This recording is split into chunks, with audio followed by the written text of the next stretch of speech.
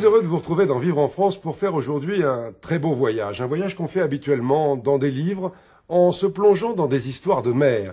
Et où commencent-elles les histoires de mer? Eh bien tout simplement dans les ports, ce sont des lieux magiques, des lieux de vie.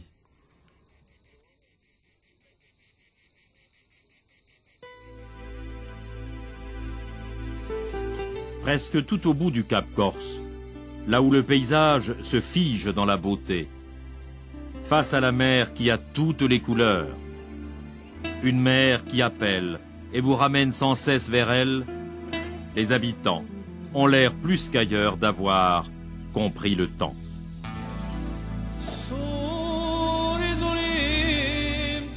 Centuri, ce qui veut dire les centurions romains qui ont accosté ici, est un petit port classé où depuis 750 ans, rien n'a vraiment beaucoup changé. C'est un port de pêche qui fait vivre les habitants du village et fascine les touristes venus de loin pour goûter à cette tranquillité-là. C'est un beau village. Ah oui. Ah oui. Classé. Ah, je crois, il paraît. C'est Pierrot, le vieux loup de mer qui nous l'a dit et redit. Le voilà. Les façades des maisons ont toutes été restaurées et sont comme elles l'étaient il y a des siècles. Centuri, c'est le bout du voyage en Corse. Ici, c'est terminus. La route, il ne continue pas. Elle mène à l'église qui domine le village et ressemble aux églises portoricaines, étonnamment. C'était dans le temps un village de pêcheurs. Bien sûr. Il n'y en a plus beaucoup. Non. 90 années en arrière, c'était un port de commerce. 92 années en arrière. Oui. 80 années en arrière, enfin, c'était un port de commerce.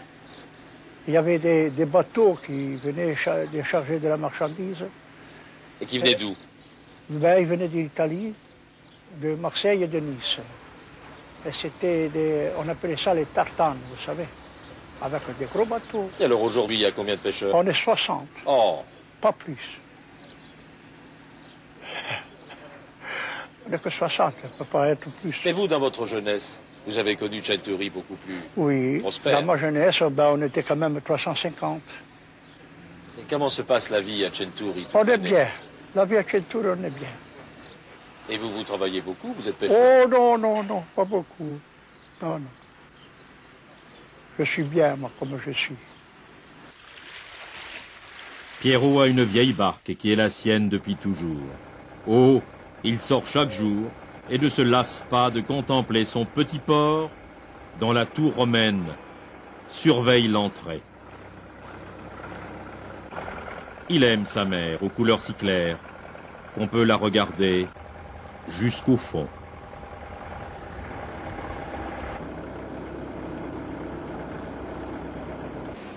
Et quand arrive la saison des touristes, ils vous perturbent? Non, on les aime bien. On a 10 mois, on ne vous voit pas dans 10 mois. Alors quand on les voit, on est bien content de vous voir. Alors quand vous les voyez arriver, les touristes, vous les voyez nerveux au début, bien sûr, c'est bien sûr. Ça, c'est quand on voit courir un touriste, bien sûr, on dit que c'est un Parisien, parce qu'il court tellement qu'il a l'habitude qu'il ne s'arrête pas. Les pauvres. Et moi, je dis stop, vous êtes en Corse. Alors on me répond, vous avez raison, on oublie. Il ne faut pas oublier que vous êtes en Corse.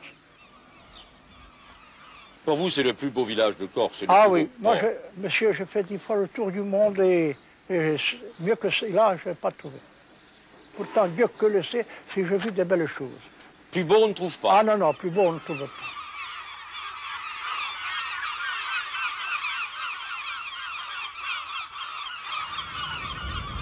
Au large d'une route du bout du monde, qui finit là où la mer commence, le phare de Goury. Il annonce les reliefs de la côte aux marins et promet les embruns à ceux qui viennent ici par les terres.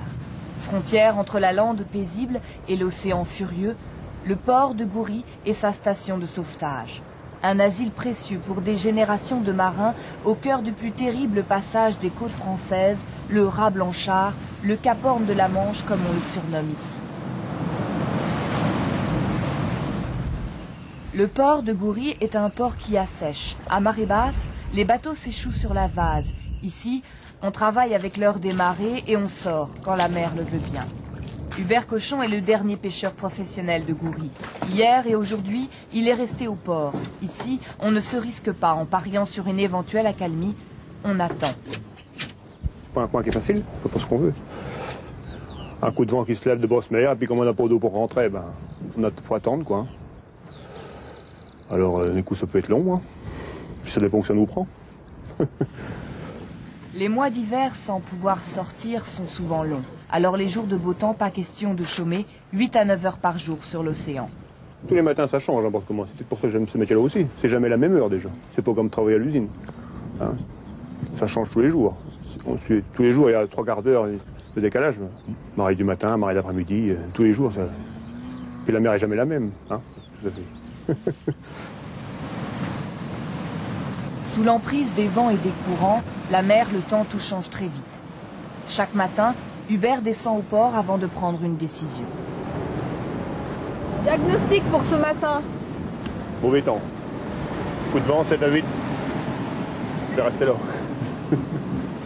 3e jour sans pêche, c'est rare pour un mois de juin.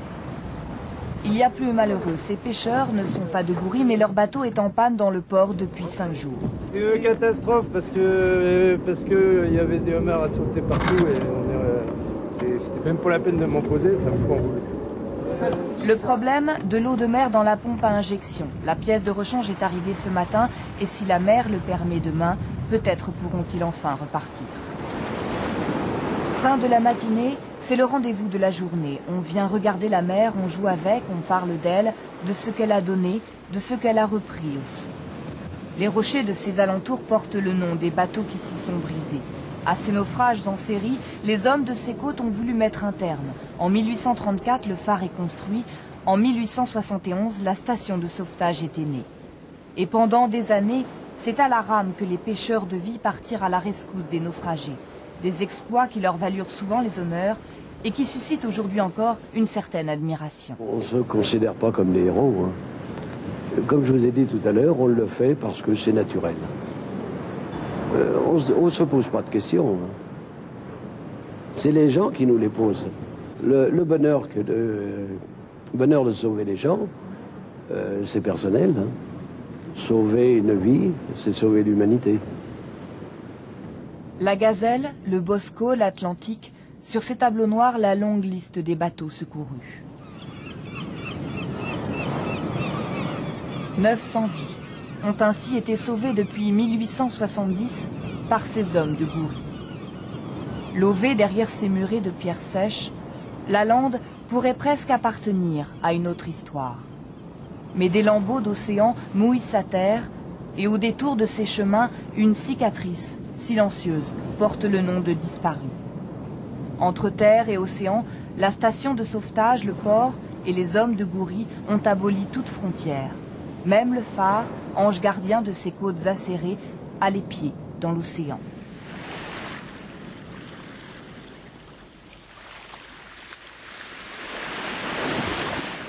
Dans le port de pêche de Saint-Jean-de-Luz, qui est un des ports de pêche de France. La flottille lucienne est composée de 50 bateaux. À la découverte du théâtre de la mer. Tous les après-midi, le port de Saint-Jean-de-Luz accueille un spectacle improvisé et vivant. Suivez votre gauche, vous pouvez voir le clocher de l'église de Saint-Jean-de-Luz. Aux premières loges, à l'heure où les touristes découvrent celui qui fut dans les années 50 le premier port tonnier et sardinier de France, ils sont une vingtaine sur les quais à prendre plaisir à se retrouver. Aux côtés de Tutur, l'homme à la pipe, des pêcheurs ayant tous raccroché les filets, qui n'en restent pas moins intéressés par la générosité aléatoire de la marée. C'est notre vie, ça. Notre vie. On a vécu tout le temps ici. C'est notre vie. Alors, même, on regarde le poisson, quelle qualité, quelle grandeur. On voit à peu près à l'œil combien ça fait du kilo. C'est notre métier. Qu'est-ce qu'on va faire ailleurs? Je vais pas aller au casino, j'ai pas assez de rang pour jouer. Alors voilà, c'est mon casino, ça. Sur scène, à l'arrivée des chalutiers, le spectacle est quotidien, mais l'affiche sans cesse renouvelée. Car entre les sardines, les thons et les anchois, la diversité de la pêche fait la richesse du port de Saint-Jean-de-Luz. Vedette du jour de ce théâtre bilingue en français et en basque, ces 4 tonnes d'anchois qu'ils sont partis traquer dès 5 heures ce matin. De bonnes prises, sans commune mesure pourtant avec les pêches abondantes d'autrefois. On a été une année où on amenait quand même 8000 tonnes de thon. Hein. Il y avait 17 usines. Et dans chaque usine, vous aviez 250, 300 femmes. Et 150, ça dépendait de la grandeur de l'usine.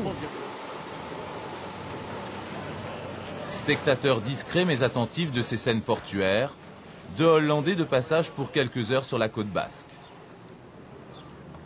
Inspirés par les couleurs vives des bateaux qui quadrillent le port, ils ont choisi de se poser là et réaliser au pinceau et au crayonné leurs photos souvenirs. C'est délicieux ici. Les silences, les panoramas, les petits bateaux. On voit beaucoup d'activités, des pêcheurs. Mais c'est un peu plus loin au restaurant du port que s'arrêtent ses visiteurs les plus fidèles, adeptes de la sardine et du thon grillé. Depuis 35 ans, ce couple n'hésite pas à effectuer 600 km chaque été pour déjeuner le plus près possible des quais. En général, on cherche à avoir l'œil sur le port. Hein, en général, ou à la mer. Bon. Étant donné originaire du centre, bon, ben, la mer, on la voit que quand on vient sur les côtes, c'est normal. Hein.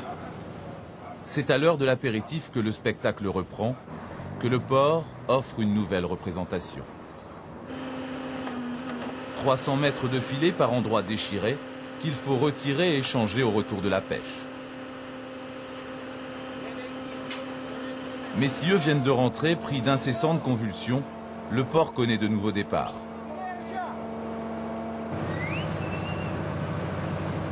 Le départ, un moment haï des femmes de marins, mais que n'a pourtant jamais manqué Marie-André en 19 ans de mariage. Alors, je sais que je ne pars pas pour longtemps, pour 10 jours, donc ça va. Il y a juste que quand c'est un mois, bon, c'est plutôt le cafard et tout ça. Tandis que là, 9 jours, c'est bon.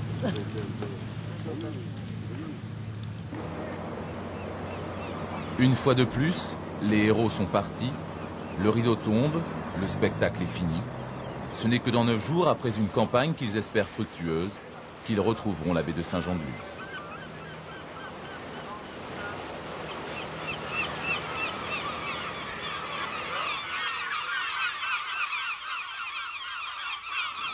Imaginez un peu, quand on était le fils d'un marin pêcheur, on n'avait qu'une envie, c'était d'embarquer. Et alors il faut vous imaginer Saint-Valery avec toute cette activité. C'est toute l'histoire vraiment de Saint-Valery que j'apprends, que je découvre, l'histoire du grès, je ne connaissais pas, les pirates aussi, les corsaires, je ne savais pas que ça existait. Quand j'étais petite, je connaissais la rue Saint-Léger avec les marins qui avaient des visages impressionnants, et puis c'est tout ce qui m'intéressait de Saint-Valery en Caux. Oubliez le fragile faisceau blanc du phare d'Ailly qui rase la falaise autant que l'horizon.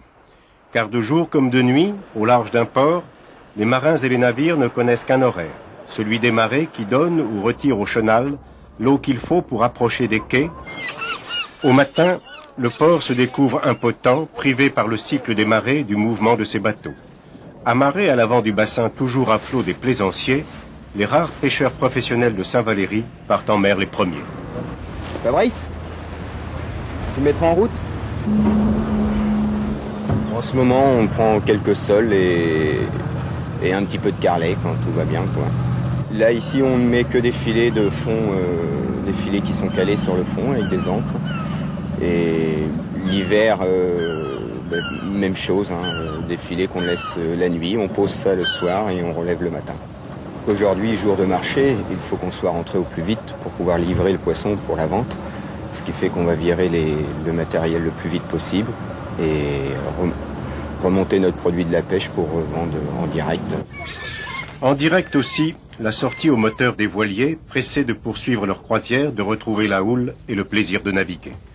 Dès que la hauteur d'eau est atteinte, le pont se lève et s'abaisse toutes les demi-heures. Cette manœuvre n'est pas la responsabilité principale du capitaine de port, c'est seulement la plus spectaculaire.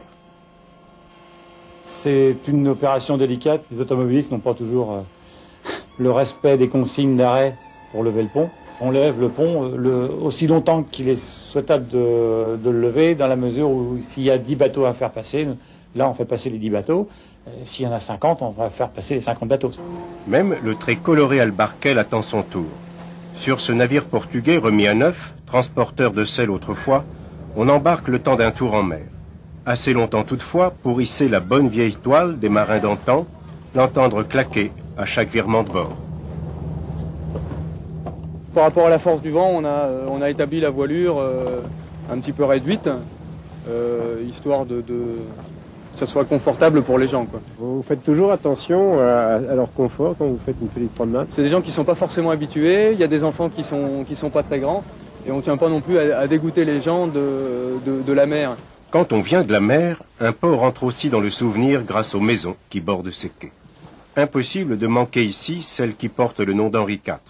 Aucun document ne confirme le séjour du roi, seule la certitude d'un déplacement royal de Dieppe à Fécamp suffit à rendre probable, sinon assuré, la halte du souverain entre ces deux villes.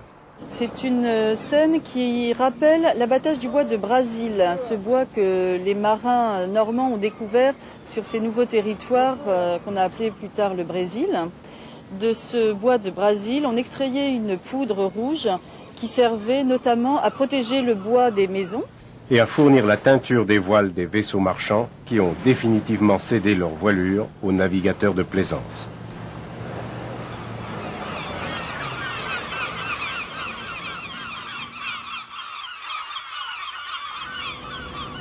Quiberon, Belle-Île, 3/4 d'heure de mer, une liaison que le capitaine André Lhermitte connaît bien, des milliers de fois répétée pendant 15 ans, par tous les temps.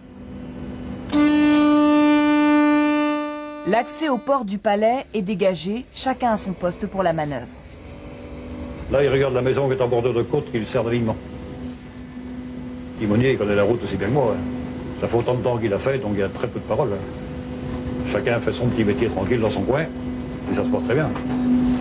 Ça dépend du temps aussi. Là, il fait beau, ça va, c'est assez simple, mais quand il fait mauvais... Cela dépend aussi de l'affluence. Construit au XIXe siècle, le palais est parfois à la limite de sa capacité d'accueil. Il n'est pas toujours facile de faire coexister le commerce, la plaisance et la pêche. Du matin jusqu'au soir, Gilles Villemot est sur le qui-vive. Le patron du port, c'est lui. Bonjour, vous restez combien de temps là? On attend qu'il y ait de l'eau dans l'avant-port. Ah oui, alors vous pouvez pas attendre ici. Ça a toujours l'air d'être le bordel. Mais en fait, si nous, on arrive à faire notre travail correctement, on sait toujours ce qui s'y passe. Donc là, le Garveur, regardez-le, il est complet, il est plein. Il y a 600 personnes qui repartent. Ça veut dire 600 personnes sur les quais là-bas. Ça veut dire ici 200 ou 300 personnes qu'il faut embarquer. Regardez la file. On sait que c'est des gens plus âgés, ça va être plus compliqué. Et si c'est marée basse et que la cale est pleine de petites algues vertes glissantes, on va avoir des accidents. Donc le matin, à marée basse, il faut qu'on passe de l'acide sur les cales pour que ça soit pas glissant. Et tout est comme ça. Et puis pendant ce temps-là, il y a un pêcheur qui attend que je lui donne de la glace. Des pêcheurs, il n'en reste plus beaucoup au palais.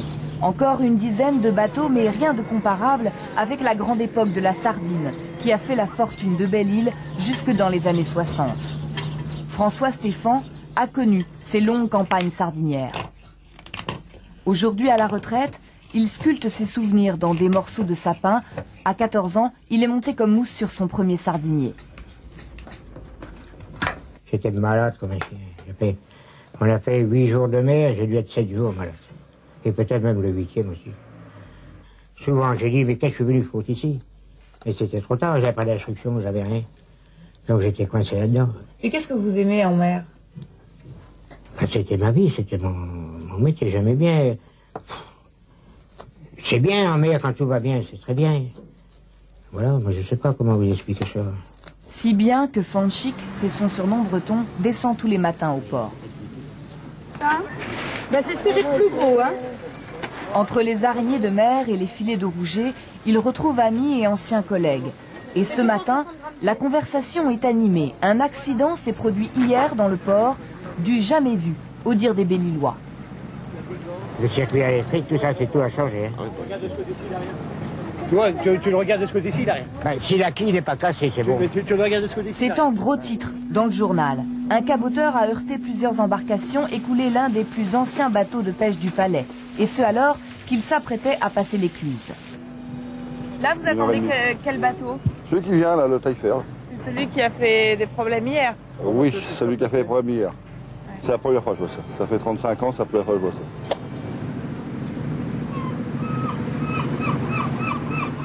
C'est dans la douceur d'une fin d'après-midi, dit-on ici, que le port du Palais revêt ses plus beaux atours.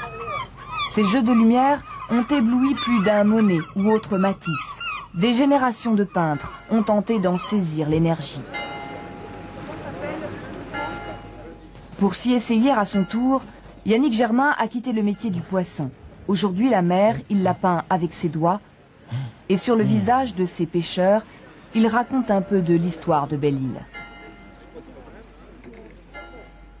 Il y a tellement, à manger sur ces gueules-là que c'est rien qu'à les regarder déjà, c'est que des histoires, c'est que des contes, que des belles choses, que des vies, quoi. Ça, c'est des têtes pleines, quoi. Alors des fois, c'est pas toujours plein de choses qu'on aimerait, mais c'est marqué dessus. Il y a toute l'histoire dessus. C'est bien. C'est des gens qui vivent, quoi. Ils sont vivants, voilà. C'est des gens vivants. Des gens vivants, aux traits ridés par le sel qui résistent à l'érosion du temps. L'âme d'un port est sculptée sur le visage de ces pêcheurs.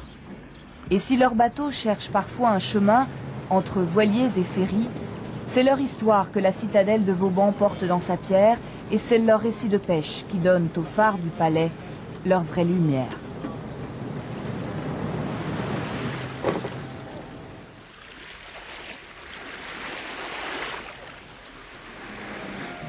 Seul le bouche à oreille vous mène jusqu'au Dibène, petit port de pêche breton.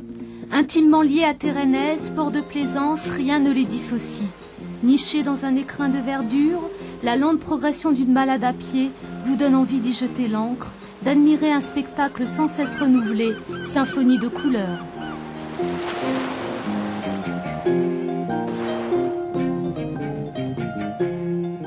Le Dibène, c'est la Bretagne. C'est ce qu'il y a de plus sympathique à mon avis. Ça fait 30 ans qu'on est ici. Je me lasse pas. Nous, on vient pas tout le temps. Je me lasse pas, moi. On était à Paris avant, ça change. Hein. Oui, on est parisien. On respire au moins ici. Un port breton, c'est ici ou rien d'autre. On n'a jamais de coup de soleil ici. Non. Des rochers finement ciselés par la mer, balayés par l'écume, tout au Dibène est source d'inspiration. Gougnou ne s'y est pas trompé. Peintre, il en a fait son port d'attache. C'est ça qui est bien en Bretagne, c'est que un jour c'est calme, un jour c'est violent, et tous les jours ça change. C'est un endroit magnifique, l'inspiration elle vient toute seule ici. C'est fantastique. Passionné d'authenticité, Gougnou prend ses quartiers chez Masson, dernier café-épicerie du port. Il y a beaucoup de joueurs de belote ou de domino, et j'essaye de croquer ça. Les gens, ils aiment bien retrouver ce genre de climat, d'autant plus que c'est appelé à disparaître, ce genre d'endroit-là.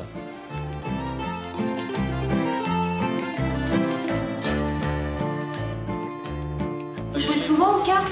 Toute l'année, pour ainsi dire. Ah ouais, c'était comme l'hiver. On joue pour gagner. Et chacun paye sa tournée, alors c'est pas grave. Ouais. Et pendant que les anciens tapent le carton, à proximité, le port de plaisance s'anime avec la leçon de voile pour les plus jeunes. Ici, on a la chance d'avoir de l'eau quasiment tout le temps et de pouvoir apporter aux enfants du pays une valeur nautique que leurs grands-parents ou leurs ancêtres avaient, puisqu'ils pêchaient, ils naviguaient à la voile de tout temps. Tout comme Gougnou le peintre, Jeff, sculpteur, a su mettre en valeur, rien qu'en ouvrant les yeux, les trésors cachés du Dibène. J'utilise des morceaux de bois flotté que je récupère sur la plage. Et je sélectionne tous ceux qui ont été bien lavés par la mer, qui sont vraiment imprégnés de sel et complètement blanchis, quoi, en fait. Après les tempêtes, notamment, on en trouve pas mal. Hein. Quel est le nom de cette statue? Le naufragé. J'y vois un peu le radeau de la Méduse et le naufragé au sommet. Les autres morceaux figurent peut-être la tempête, l'état du radeau, je ne sais pas. C'est venu comme ça. Comme ça, comme montent les champs du Boujaron, café tenu par Alain à quelques encablures du petit port breton. Les gens que je côtoie ici sont des habitués, si même ce sont des estivants, mais en général à 80% c'est quand même des jeunes du coin. Je peux mettre un nom sur chaque tête qui rentre ici.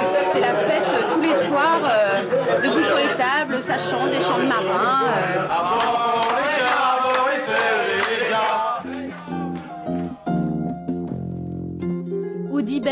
paradis des artistes, ainsi s'écoule la vie.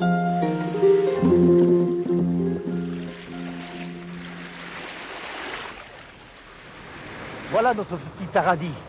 Voilà le siège de notre amour sur le port de Biarritz. Voilà où sont nos racines. Voilà, ça ce sont les crampotes.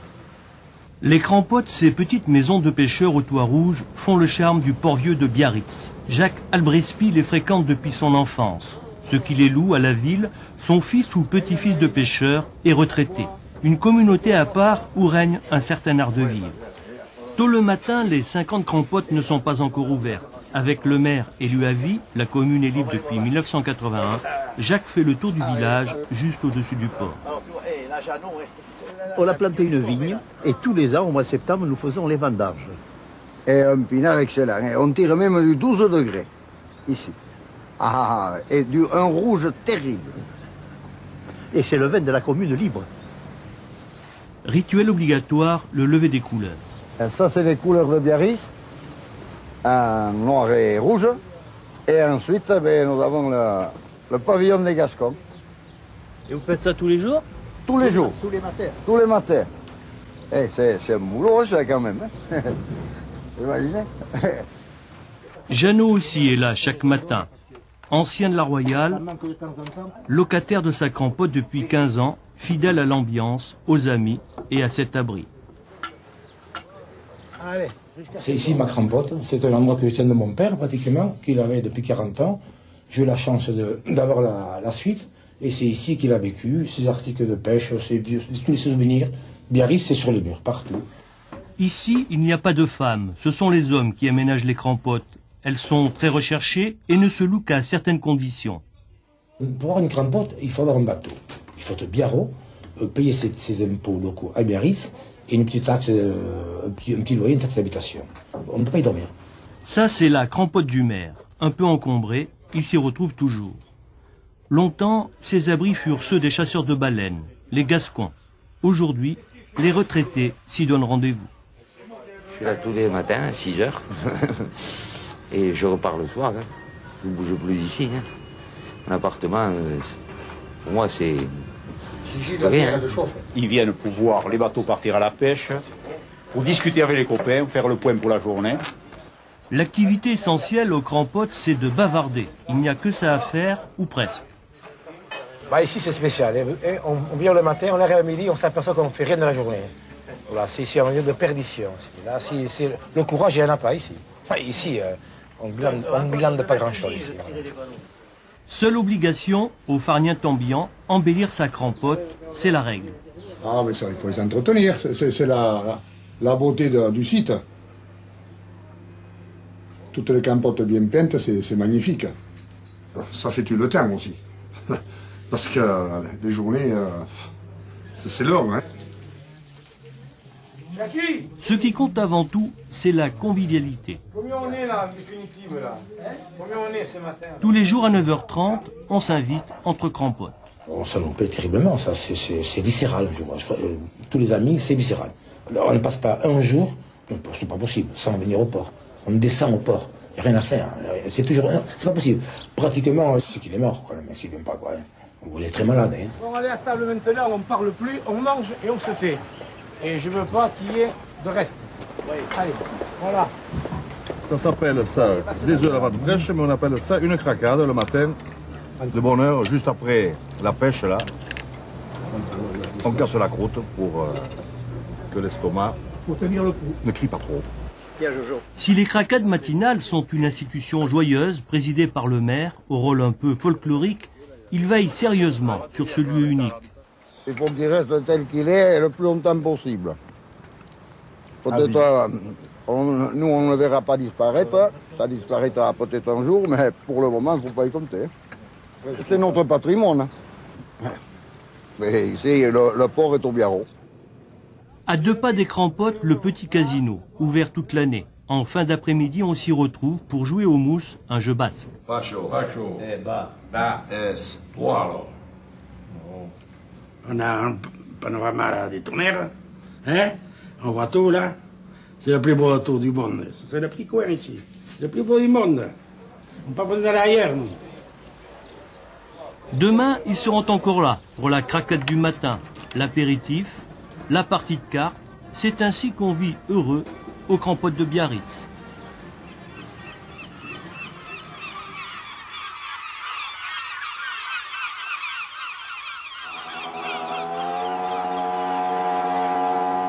J'ai emmené le chariot à mon frère, parce que quand il va en mer, il débarque le soir, donc il a plus de casse, donc il faut lui ramener des casses pour le lendemain. Ça passe temps. Puis c'est un petit boulot en même temps, vu que je gagne des sous. Et qu'est-ce que tu veux faire plus tard? Marin pêcheur.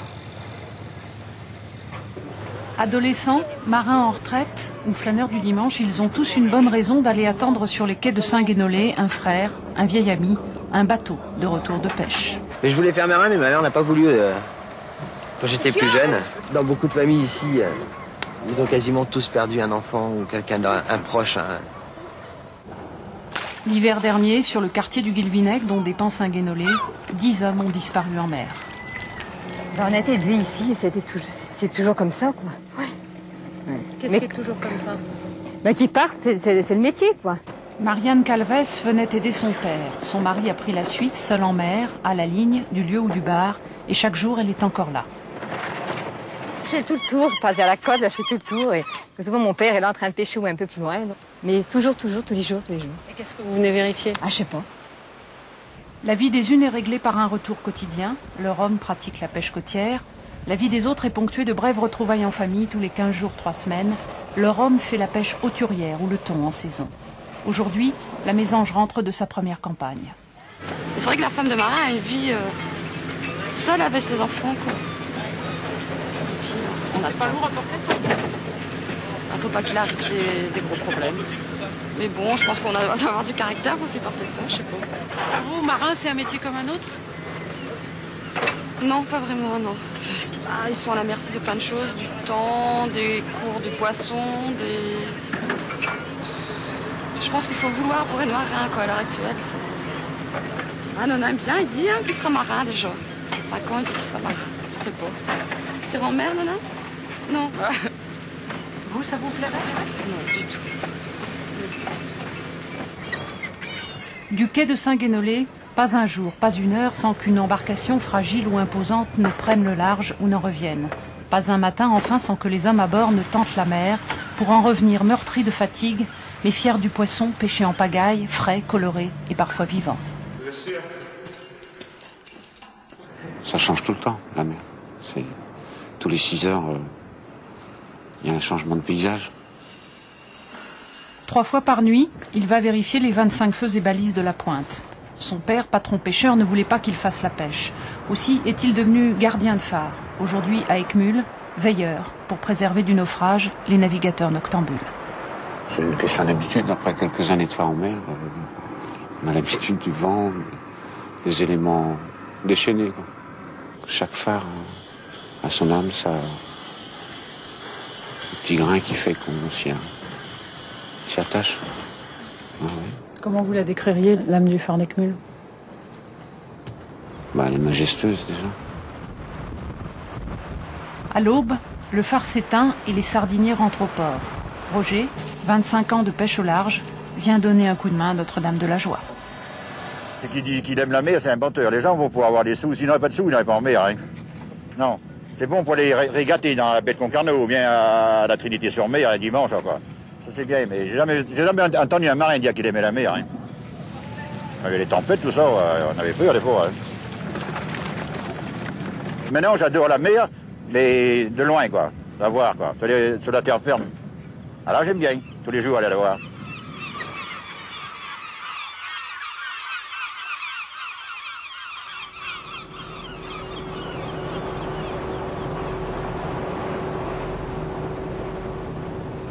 La mer, c'est inné, où on aime ou on n'aime pas. Hein.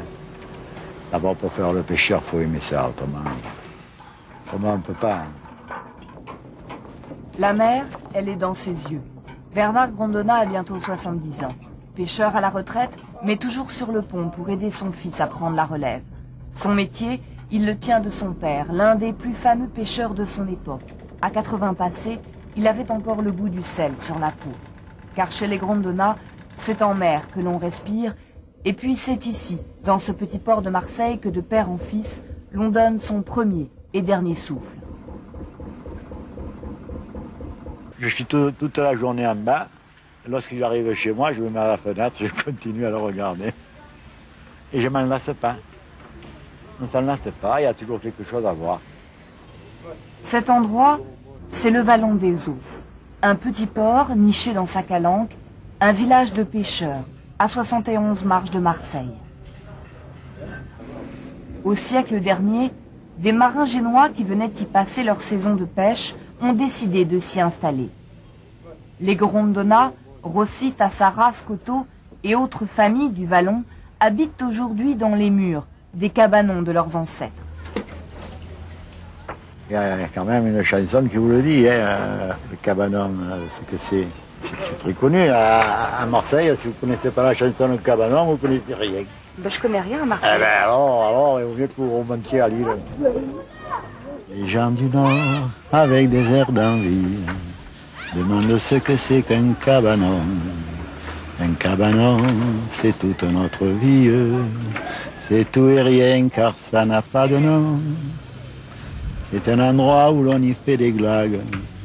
Des galéjades qu'on lance sans façon, où le soleil se mêle au chant des vagues. C'est le midi, quoi, c'est le cabanon. C'est ma vie ici. Je passe les 3/4 de ma vie ici. C'est vrai? Mais ouais. Vous faites que le Vallon des Eaux? Que le Vallon. D'en haut jusqu'en bas. Monsieur Mounier Junior. Alors, que je vous dise, si on n'avait pas ce facteur, il faudrait les mentir. Ah, tu es con! Mais vous savez qu'il est grossier. Il paraît qu'on appelle ça le banc des feignants. Ah oui, ça c'est le banc des feignants. Pourquoi ça s'appelle le banc des feignants? Eh ouais, c'est tous les travailleurs, ça, vous voyez? Ah, mais c'est joli. Alors? C'est les travailleurs à la retraite. Oh là Mais en fait, c'est le banc des commères ici. Voilà, on critique. Non, pas des commères, des pipolettes. Pas pareil. Audrey, viens me donner un coup de main là. Alors ils sont en bas, ils se croisent les bras, et nous les vieux, on pille les serviettes. Jeannot est arrivé au Vallon il y a 50 ans. Il était boulanger, il voulait être pêcheur. Finalement, il a fait la pizza. Son frère, lui, s'est lancé dans la bouillabaisse. Et aujourd'hui, au Vallon, il y a chez Fonfon et chez Jeannot. Et ce qui est splendide, c'est tous ces bateaux de pêche. Hein. Mais sitôt qu'ils sont tous rentrés, les pêcheurs, tous ces barques, c'est une splendeur. Et c'est vrai, j'en ai la bouche pleine, parce que c'est vrai, je vous dis ça de tout cœur, c'est vraiment formidable. Il est bien là, le secret de ce village. Aujourd'hui encore, c'est l'air du large qui souffle sur le port. Et ce sont les pêcheurs qui nourrissent son âme. Adossé à la ville, le Vallon des Eaux regarde la mer, car c'est avec elle qu'il a grandi et qu'il continue chaque jour de construire son histoire.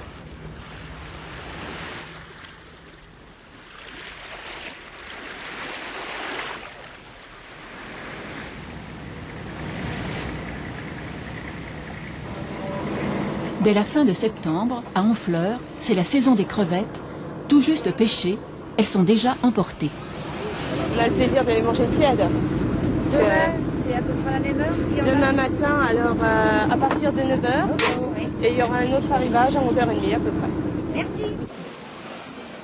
Du côté du vieux bassin, les peintres de l'été sont rentrés chez eux. Pendant la semaine, restent ceux qui vivent à Honfleur. La première fois, je m'installais avec un chevalet sur le site, sur le motif, comme on dit. Et il y a eu vraiment un déclic qui s'est passé. Je dis là, ici, je dis, c'est une mine picturale formidable. J'ai vu toute cette petite maison, la lieutenance, les vieux gréements, et surtout les effets de lumière. Puis la peinture, ce qui m'intéresse, c'est surtout, c'est une part de liberté.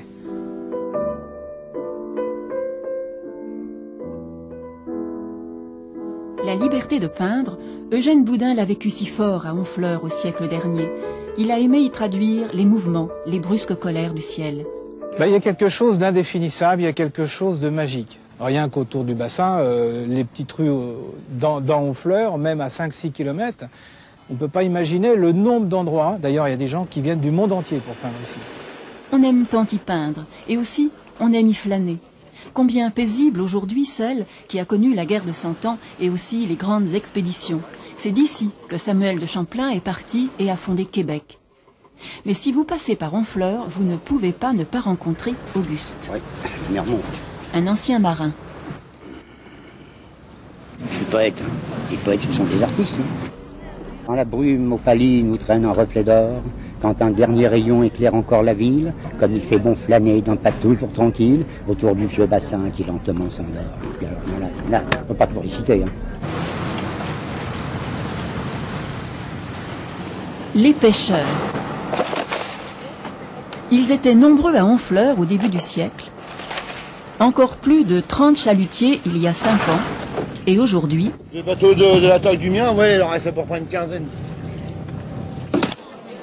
Les marins, juste à côté du port, ils ont laissé leurs traces dans le quartier de Sainte-Catherine. L'église, tout en bois, a été construite par les charpentiers de marine il y a 5 siècles, encore un lieu aimé des peintres. C'est l'émotion ressentie par les effets de lumière. À Honfleur, au début de l'automne, la lumière y est plus douce et l'air encore léger.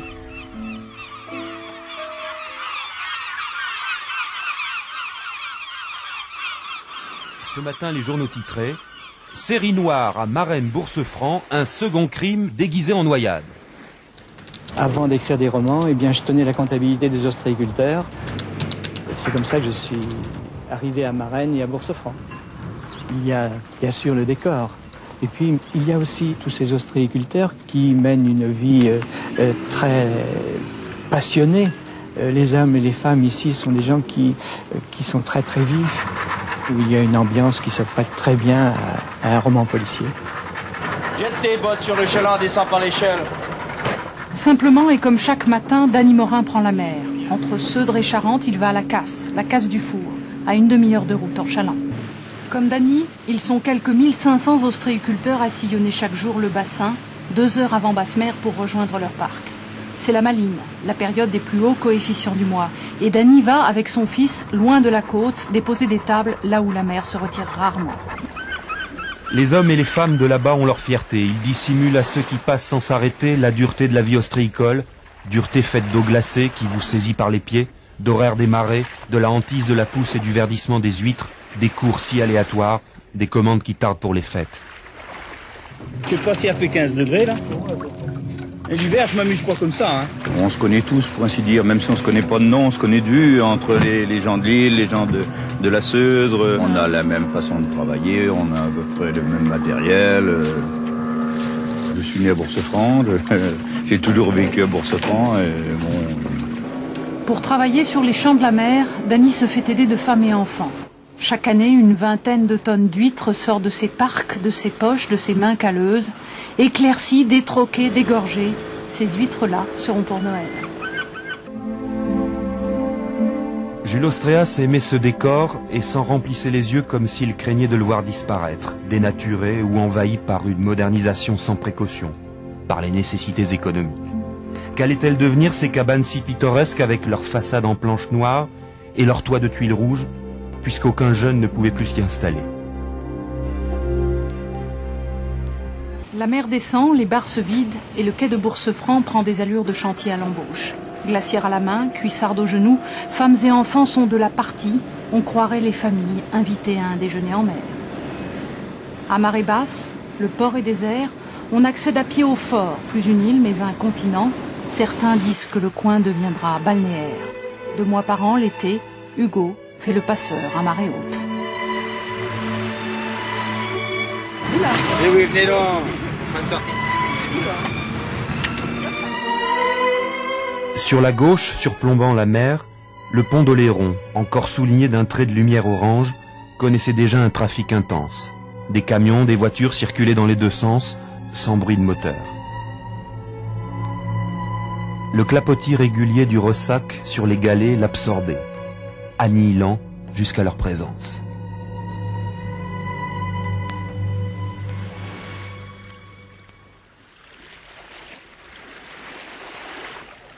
Quand je suis arrivé là-bas, j'ai vu le port plein en venant de la route de Kétou.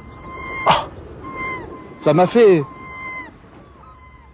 Personne mieux que Guy ne peut exprimer aujourd'hui sa première rencontre avec le petit port normand. Authentique et pittoresque, Barfleur charme et séduit. Ces maisons construites en granit et en schiste, matériaux du pays, donnent à cet endroit des accents de Bretagne. Je dirais bien c'est le plus beau du coin pour moi. Je ne peux pas dire l'inverse, au contraire. On est toujours à se promener sur le port. Port de pêche et d'échouage, ces barques et ces bateaux de pêche flirtent avec ceux de plaisance sur un plan d'eau aux couleurs changeantes. Au-delà de la vision de carte postale, Barfleur a un passé chargé d'histoire, plaque tournante du royaume anglo-normand. Son atout majeur aujourd'hui, ses gisements mouliers. Mais la production artisanale de la famille Papillon nous entraîne loin de nos souvenirs d'enfance, loin des moules ramassés dans les rochers. La pêche se fait par dragage des fonds à proximité du littoral. Maintenant, il y a des quotas, on a le droit à 3 tonnes de moules jour, voilà, 3 tonnes, 500 kilos à l'homme, 600 kilos à l'homme, pardon. 600 kilos, 5 hommes à bord, maximum 3 tonnes de moules par jour. Entre deux traits de moules, mise en action du chalut de fond, destiné aux poissons plats, tels la sole ou le carlet. Après quelques heures passées en mer, débarque de la cargaison. Est-ce que ça représente pour vous aujourd'hui la pêche? Un travail fixe, pas de chômage, et de naviguer sur l'eau. L'histoire de Barfleur, c'est aussi ses sauveteurs. En 1865, la première station voit le jour en France. Aujourd'hui, Charlotte et Bébert, personnages incontournables et attachants, sont la mémoire, les gardiens de ce temple. Et dès que la sirène retentit, l'émotion ressurgit. On ne sait pas s'ils vont revenir quand ils s'en vont. Ils ne s'en vont jamais par beau temps, en principe. Ils s'en vont toujours par très très mauvais temps, donc on ne sait pas. Ce soir-là, pourtant, pas d'inquiétude à avoir. Le canot amiral de Tourville et ses 9 sauveteurs, appelés à la rescousse vers 4 heures du matin, arrivent sans encombre, près du voilier échoué. Au petit matin, le bateau rentre au port. Les dangers de la pointe de Barfleur, les marins les connaissent bien, ce sont les récifs. Alors, pour veiller sur eux, le phare de Gatteville, deuxième phare de France par sa hauteur, 75 mètres, se dresse au bout de la jetée. Jean-François, son gardien depuis 22 ans, en connaît les moindres recoins. C'est le phare que j'ai le plus aimé, quoi. Et vous voyez, je suis issu du milieu marin, alors donc, si je vois pas la mer, je suis un homme mort, quoi. Au Moyen-Âge, Barfleur compte 9000 habitants, aujourd'hui 650. Le grand port du passé ayant disparu sous les flots, pêche et tourisme restent les principaux alliés du port actuel. En découvrant ce village maritime, le verbe se fait poétique, les esprits vagabondent, c'est sans doute cela, le vrai secret d'un port de charme.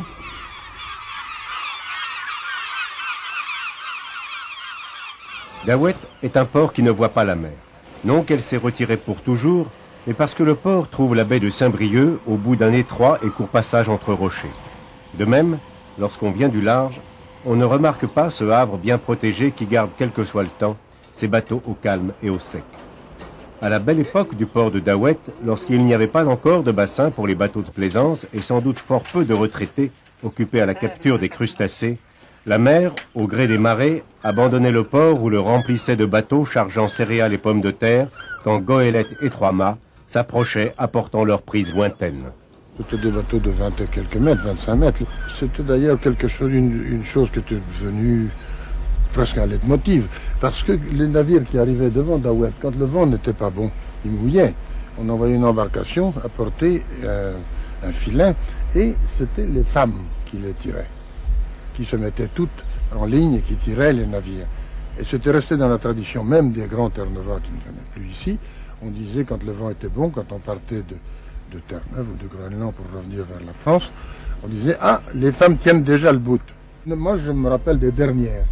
Je crois que j'en ai vu deux goélettes.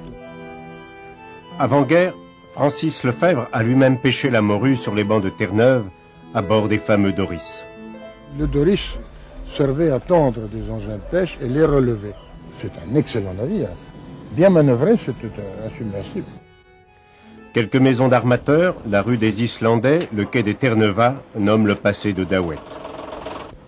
On a beau posséder une embarcation moderne et confortable, la coque en bois de la Pauline, ses cordages de chanvre font tout de même rêver.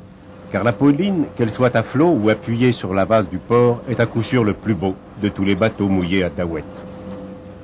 Le plus connu de tous les flambards, comme on appelle ces bateaux, c'était le bateau du père Polyte, qui était le pilote de Daouet, et qu'on reconnaît facilement sur les cartes postales d'époque, parce que le bateau est noir, avec un liston blanc, c'est-à-dire une bande blanche sur le côté.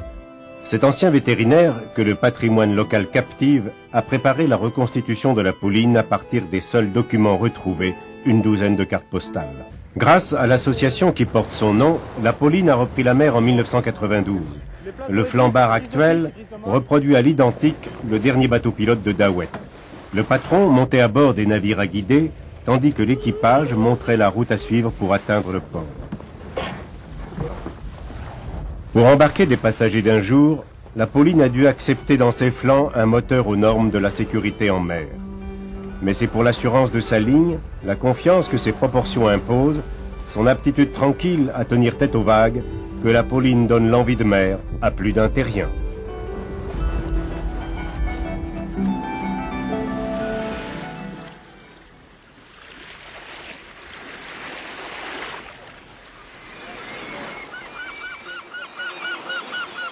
C'est l'histoire singulière de pêcheurs sans port. Ils ne sont pas moins attachés que les autres marins à la mer qui les appelle et à la terre où ils vivent. Pêcheurs d'un village de 1500 âmes, construit entre deux falaises, là où le pays de Caux s'arrête pour regarder la mer. Dès que le jour est là, Yannick part. Il est le seul pêcheur professionnel d'Étretat, le poisson n'est plus abondant comme autrefois. Tout seul et il peut y avoir personne d'autre.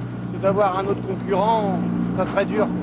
Ici, on pêche des crustacés, tourteaux, homards, araignées, étris. Au filet, on pêche du carlet, de la sole. La morue, c'est plutôt l'hiver. Je pars en général l'été à 4 h du matin. Et là, on va relever les casiers.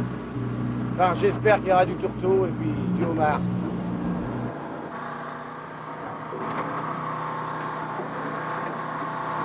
On est tous pêcheurs dans ma famille.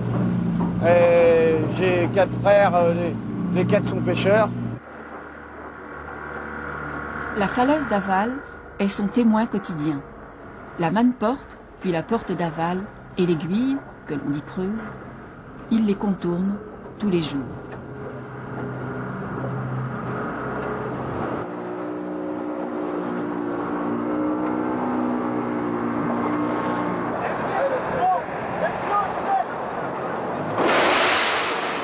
Toujours pressé d'arriver, toujours pressé de repartir.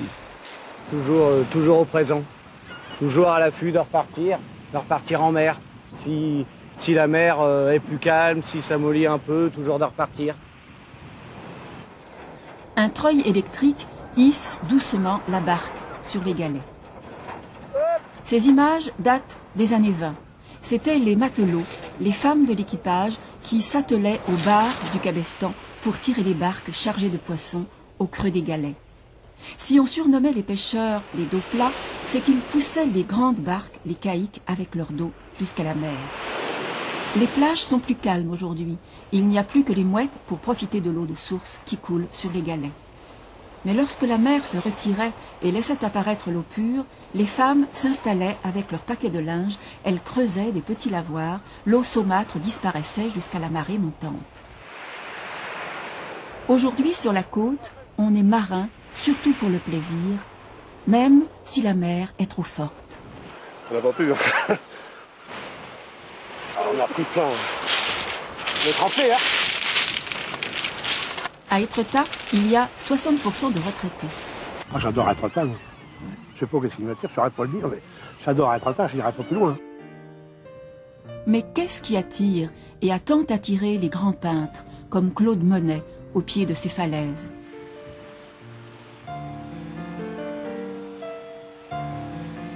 Demain, soyez-en sûrs, Yannick, le dernier pêcheur d'Étretat, sera là, sur la plage, avec le fruit de sa pêche.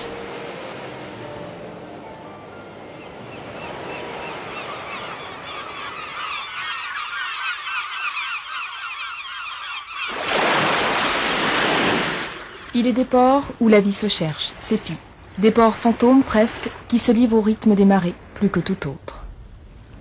Ici, sur les eaux de la Manche, parfois délicates, souvent rageuses, perdu au bout de la France, le petit port Racine se laisse prendre par la mer et abandonné.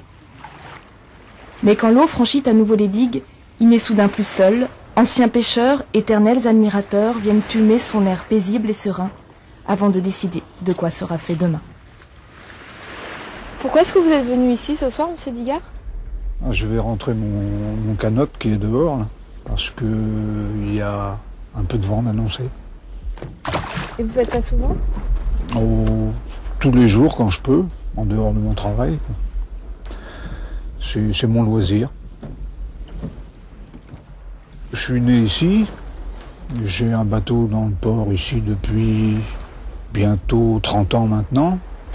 Bon, certains fréquentent plusieurs ports à la fois. Nous, on reste dans notre port. C'est le port de notre commune, là où on est né. Port Racine retient ses gens, ses sujets presque. Il accroche, à l'image de ces longues amarres qui courent d'un bout à l'autre du port. On fait ça par habitude, on a ça dans les mains, on fait ça tous les jours. Alors on a chacun sa place. C'est la seule façon de mettre, je vous dis, 30 bateaux à peu près dans un petit port comme celui-ci. C'est largement assez grand pour nous. Plus c'est petit, plus c'est confidentiel, plus on est entre nous, quoi. Chaque soir, le port rend hommage à celui qui lui donna son nom. Un capitaine corsaire de l'Empire qui pillait les navires anglais en aventure sur la côte normande. Racine trouvait refuge ici, et le port naquit, un port abri. Oui, et puis tu sais, hein, à trop écouter la météo, on passe trop de temps au bistrot. Exactement. Doucement, le port se réveille, se donne aux pêcheurs sortis de leur retraite. Depuis 25 ans déjà, ils ne font plus commerce de ces richesses, les coquillages, qui désignent ici rien moins que les homards. Là, je tire les. Là, je les relève, là, les deux casiers. Parce qu'on a le droit qu'à 2, hein. On n'a pas le droit qu'à 50. C'est le droit, on a le droit de les prendre. Celui-là, on n'a pas le droit. Ils sont juste plaisanciers, amoureux du lieu et ne se lassent pas de fouiller la mer, autrefois si généreuse. J'en connais des centaines de ports. Et celui-là, en particulier, c'est une piscine. Et voilà. Une piscine, un étang, une flaque, certes, mais le plus petit port de France se souvient avoir été grand. Autrefois, il y avait des beaux bateaux ici. Vers 1930, le prêtre est venu bénir un voilier, encore ici, parce qu'il y avait des bateaux à voile. Hommes de mer et de terre, ils sont profondément marqués par cette nature vierge et sauvage. Simplement heureux d'être loin, seuls, occupés à cultiver leur jardin marin.